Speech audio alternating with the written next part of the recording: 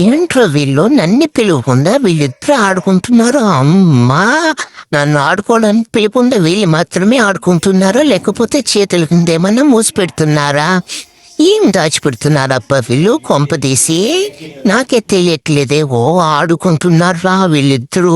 ఏంట్రా వెళ్ళారా మీరిద్దరు? ఇప్పుడు దొంగలైపోయారా? అది కూడా తోడు దొంగలు. నన్ను పిలుచుకోకుండా మీరిద్దరు మాత్రమే ఆడుకుంటారా?